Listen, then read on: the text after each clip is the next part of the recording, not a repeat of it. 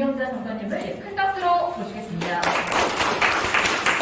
네, 오늘 맷지 청소년 사회교육원 축제 교양과제에 저를 초대해 주셔서 대단히 감사합니다. 그리고 책을 다 쓰고서 마지막 마무리하면서 말씀드렸던 결론이 무엇이었는가 하면 과학기술도 중요하고 사회경제 제도도 중요하지만 환경 문제를 해결하는 데 있어서는 가치관의 전환이 가장 중요하다. 사람들이 세상을 산다는 것에 대해서 어떤 생각을 갖는가, 발전이라는 것에 대해서 어떤 믿음을 갖고 있는가, 발전관, 그것이 결국은 가장 기본적인 요인이고, 그것이 바뀌지 않는 한에서는 결국 환경 문제는 해결하기 어렵다. 이게 결론이었습니다. 달라진 게 있자. 첫째, 기후변화가 기후 위기로 바뀌었다 하는 겁니다. 90년대에는 기후변화라고 했어요. 그런데 2010년대부터 엘고, 미국의 부통령 엘고가 기후위기라는 표현을 쓰기 시작을 했습니다. 대한민국으로서 이런 입장이다 하고 연설한 내용은 뭐냐 하면 우리 참여한다. 그런데 공통의 그러나 차별화된 책임을 지겠다. Common but differentiated. 이제 새로운 기후 협상 체제를 만들어야 된다. 이때까지는 선진국만 책임을 지는 쪽으로 교토 의정서가 되어 있었는데 선진국만 해가지고는 이 문제 풀 수 없으니까 개도국까지 합쳐서 다 같이 동참을 한다 하는 쪽으로 결론을 내자. 결국 2015년에 가서 파리 협정이 타결이 된 겁니다. 거기에서 큰 차이는 선진국, 개도국 할 것 없이 195개국이 전부 다 온난화 대응에 나선다. 그러니까 온실가스 감축에 나선다. 그러면서 국가적으로 자국의 조건을 고려한 국가가 결정한 감축 목표치를 유엔에다가 제시한다. 그러면서 그걸 또 계속 점검을 하면서 같이 줄여나간다 하는 약속을 2015년에 드디어 한 거고 2016년에 파리 협약이 발효가 됐습니다. 경제, 사회, 과학기술, 직영학, 환경 이게 독립된 게 아니고 그 위험 요인들, 리스크들이 다 얽혀있다. 얽히설키. 그래가지고 어디에서 터지면 와르르 무너지는 복합위기다 하는 겁니다. 리스크를 관리 못하면 뭐가 되죠? 크라이시스가 됩니다. 리스크를 관리 못하면 크라이시스다. 위험 요인을 관리하지 못하면 위기다. 기후변화가 팬데믹과 때문에 뗄 수 없는 관계가 있다 하는 거. 기후변화라는 게 갑자기 올라가도 큰일이고 갑자기 내려가도 큰일입니다. 올라가는 거나 내려가는 거나 다 마찬가지로 큰일입니다.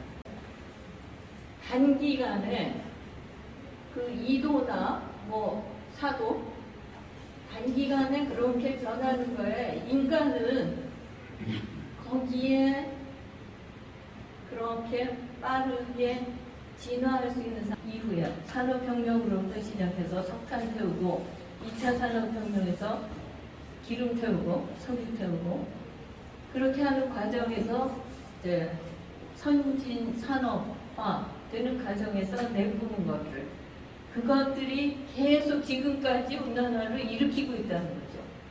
누적되는 거예요. 누적 효과.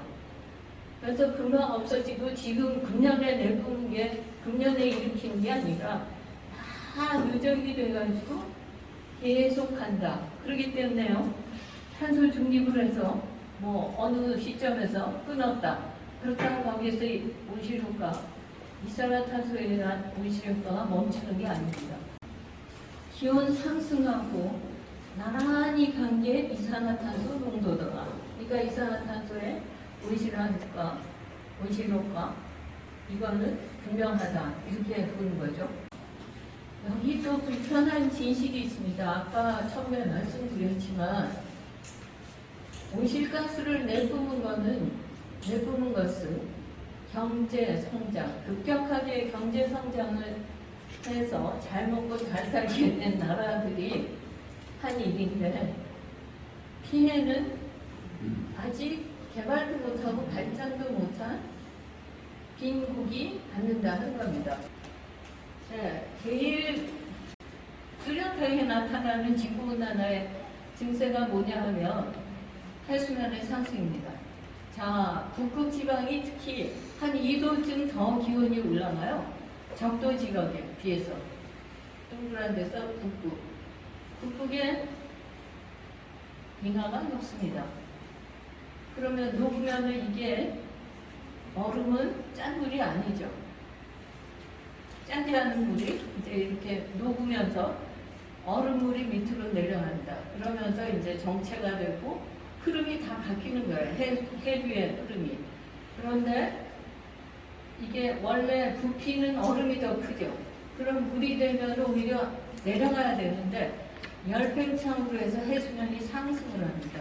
그래서 잠겨요. 잠기고 그러고 잠겨서 해수면 상승하면은 이 수돗물이 땅으로 오게 되니까 농사 짓는 땅의 범위가 점점 줄어드는 거예요. 농사를 망치는 거예요. 그리고 수자원, 기후변화로 해서 자원에 가장 문제가 생기는 게 에너지, 수자원, 식량입니다.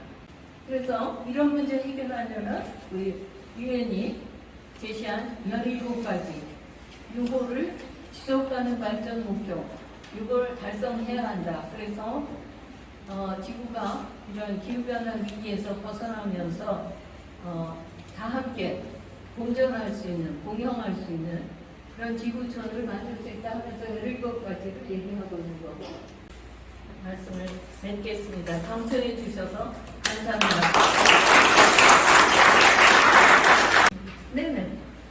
지금 한국에서는요 원자력 문제를 가지고 아주 첨예한 논의를 하고 있습니다. 현 정부는 원자력을 억제해야 된다는 입장인데 그렇지 않고 그걸 개발을 더 해야 된다는 입장이 같이 맞물려 있는데 이런 그 기후 위기와 관련해서 장관님 입장은 어떠신가요? 첫째, 에너지는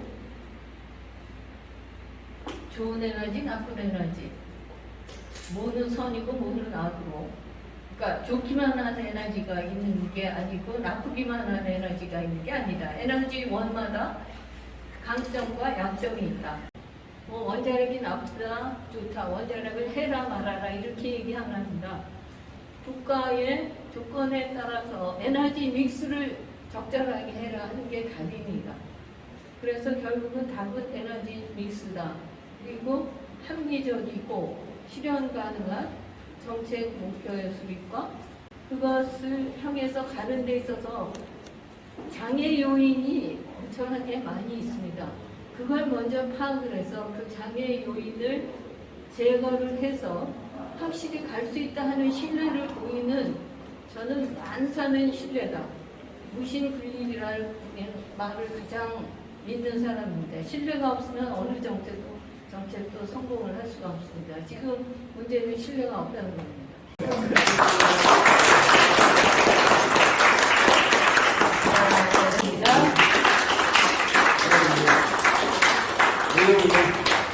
내용이 이제 또 러브레터도 하면서 읽으시라고. 러브레터.